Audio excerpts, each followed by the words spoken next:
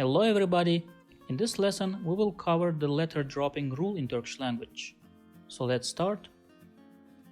Now the letter dropping rule covers two possible scenarios. The first scenario is related to dropping vowels in the words. And this scenario has two possible cases.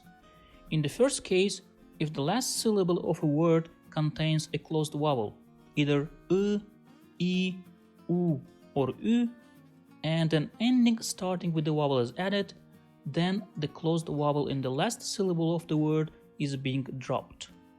Now, don't be scared by the lengthy definition. It's very simple. Let's look at the examples below. In the first word, boyun, the last syllable of the word contains a closed vowel U, and if we add an ending starting with the vowel, in this case a possessive ending un, then we have to drop the vowel U in the last syllable of the word. Therefore, the result will be not boyunun, but boynun. In the second word, fikir, the last syllable of the word contains a closed vowel E, and if we add an ending starting with a vowel, in this case a possessive ending in, then we have to drop the closed vowel E in the last syllable of the word. Therefore, the result will be not fikirin, but fikrin. The second possible case of dropping a vowel in a word is related to some compound words, where the rule requires dropping of the vowel in the last syllable of the first word.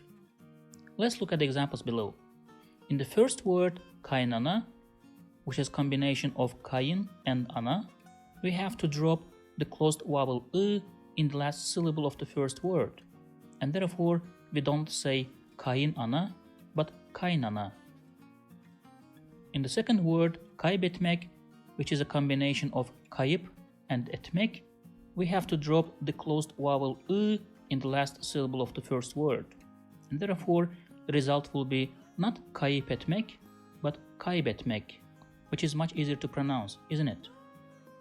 The second possible scenario of letter dropping rule is related to consonants, and this has just only one case. Based on this case, if a diminutive ending jik, jik, juk, or juk is added to some words ending in consonant k, then that consonant k is being dropped. Let's look at some examples. In the first word, küçük, the last consonant is k, and if we add a diminutive ending juk to the word, it doesn't become küçükcük, but küçücük.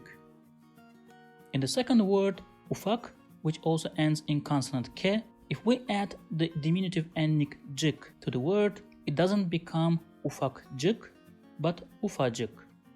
That's basically all we have to know about the letter dropping rule in Turkish language.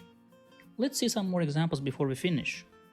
In the first word, karın, which has a closed vowel I in the last syllable, if we add an ending to the word, then it doesn't become karınım, but karnım.